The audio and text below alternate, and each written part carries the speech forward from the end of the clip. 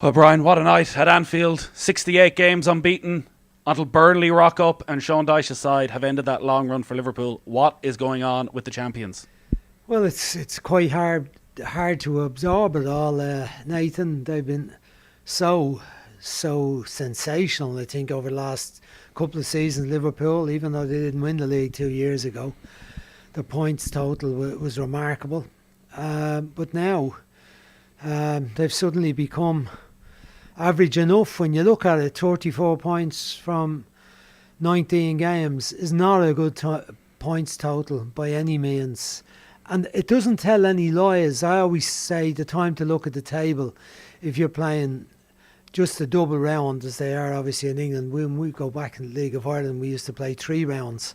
I used to say, look at it in terms of each set of 11 games told a tale. 22 games told you much more honest tale. But in England, it's 19 games. You've played everybody. And the points total Liverpool have is an average enough points total. And they've lost 3 games, which is the same they lost in the whole season last year after they had the league more or less wrapped up. And they're just not firing well. I said during the commentary a couple of times tonight, what players are playing as well as they did last year. And the only ones you could say are anywhere near as well as Andy Robertson left back, and even he isn't being as effective. And the goalkeeper Alisson, unfortunately tonight, Alisson didn't do it. Now he made a couple of saves in the game, but he gave away the penalty ultimately. You look at the situation where they haven't won now in 5 games. 4 of those games they failed to score. And that tells a tale. Lots of possession again tonight. Made some chances. Nick Pope made 2 very good saves, I would say. Alexander-Arnold's shot in the second half, low down to his left-footed shot, and the save from Salah on the near post, quite similar, from a similar position. But other than that, he didn't make remarkable saves. The one really clear-cut chance they had, and in terms of the Premier League, it was an extraordinary opportunity for Origi when Ben Mee made the one error that either him or any of the back 4 made in the match, allowed Origi to run away. A few minutes to half time, he's running away 1v1 with the goalkeeper, and for me, it was a finish of a fella who hasn't played regularly, wasn't particularly confident, was a bit scared, took the shot on too early. If he'd kept it low and finished it, he said, right, great finish. But he didn't. He took it too early and he put it too high, opened out the inside of his right foot, got too much on it, comes off the underside of the bar. And that was Liverpool's best chance that they've probably had in those last 5 games. And he missed it. And they didn't recover from that. But fair play, I think Burnley tonight, you have to give Burnley great credit. I mean, they needed the points badly. I think that moves them up 2 places above Brighton and Newcastle. It was a massive win for them. But a brilliant performance. I think, I mentioned it early in the game. The last 4 games, there's only been 1 goal in each of them. They got it in 1 of the matches. I think they beat Sheffield United. The other 3, they lost 1-0. So all their games are tight. Scrap games. They don't mind defending for long periods. They don't get beaten easily. They find it hard to score goals. They've only got 10 goals, but they've got 19 points from them 10 goals. That's a lot of points from 10 goals in 18 games. So fair play to them tonight. They played very, very well. Liverpool are missing their injured players, but the injured players apart from Jota are not in the forward line. The injured players are in defence. So they're missing the players in the part of the pitch that they've been most deadly in the last 3 seasons. They're not missing them there, but those players are not playing well. With the exception of Jota, he's the only one that's missing that area of the pitch. And they're just not they're not creating as many chances as they used to, and they're not scoring as many goals. Which is a bad old mix if you're trying to challenge for a title. Liverpool last season, when they were rampaging through teams, in some ways they were quite predictable. A lot of their goals used to come in similar fashion, and the 2 fullbacks were key to that. There was a time where Robertson and Alexander-Arnold looked like the 2 best fullbacks in world football. Alexander-Arnold, you don't want to single out one player, but maybe he is the one that there's been the most obvious decline in. He had 18 crosses tonight. Not one of them found a Liverpool player. He just looks completely shot in confidence, or is he shot in energy, or can you identify what the problem with him is that seems to be replicated almost throughout that team? I think if you said he had 18 crosses tonight and not one of them found a Liverpool player, I'd say all 18 found a Burnley player, because they were in very good positions tonight. They read where those crosses were going to. A few of them in the first half were quite poor. They were dinked into the box from in line, I'd say, with the penalty area. So they come up and 18 yards out where defenders are all in good positions. They're facing the ball.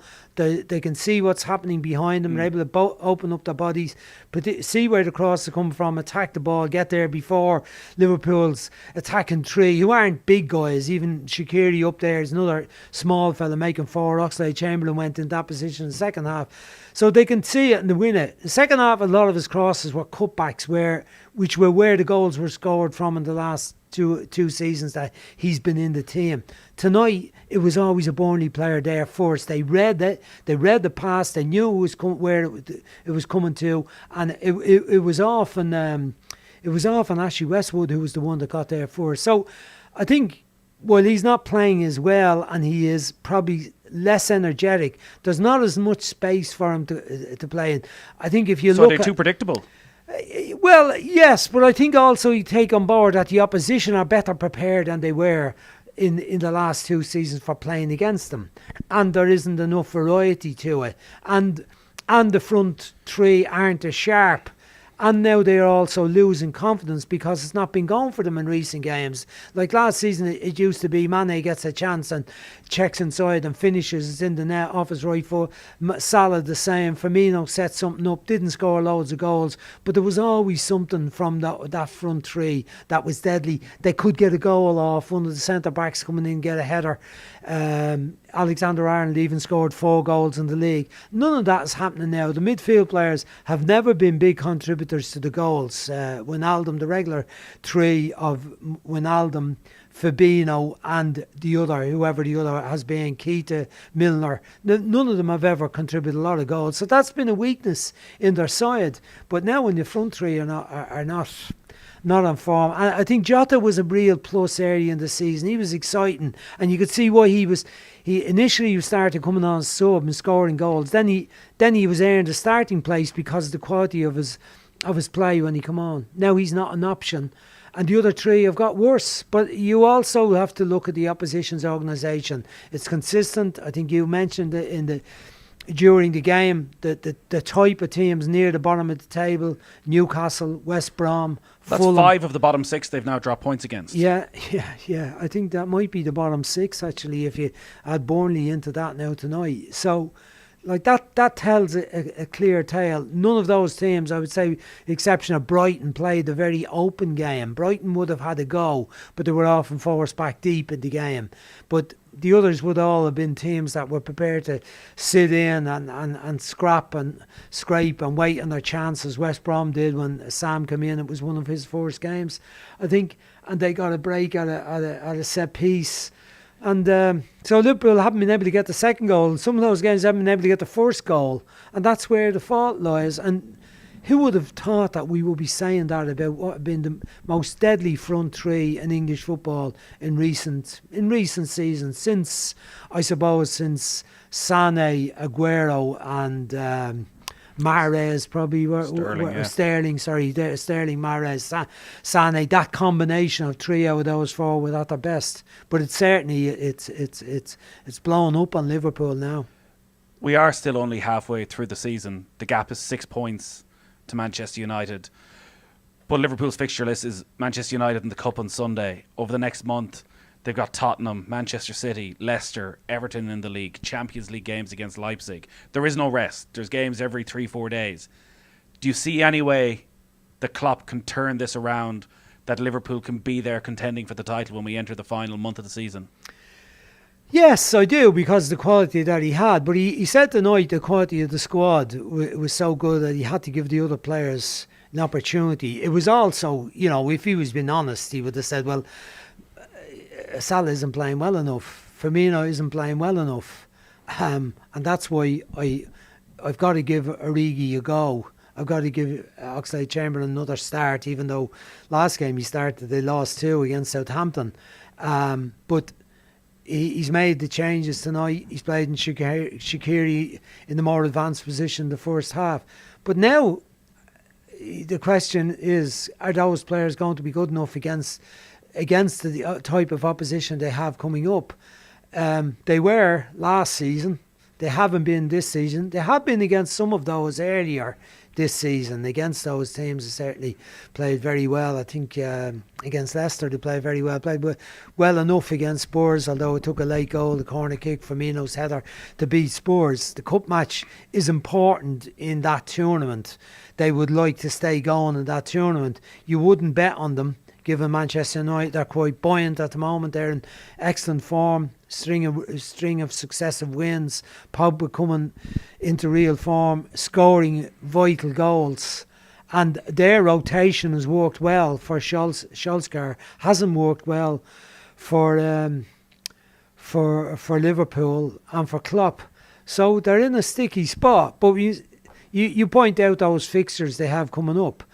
The reality is that there are 19 fixtures left in the league. It'll take some turnaround in form for them to do it, because Leicester are in very good form, City are in great form, and they have a match in hand. Manchester United are playing very, very well. Chelsea, they've not played well. They're out of the picture. Spurs, a bit mixed, I'd say. I wouldn't fancy Spurs at all. But at the moment, they're all gaining more points in this little spell than Liverpool are, because Liverpool are earning so few points. So it's going to be difficult for them to turn it around, but they've still got a lot of quality in the squad. Some of them look like they need a rest. He's on the form of the players he's brought in. He's not going to be able to give them a rest.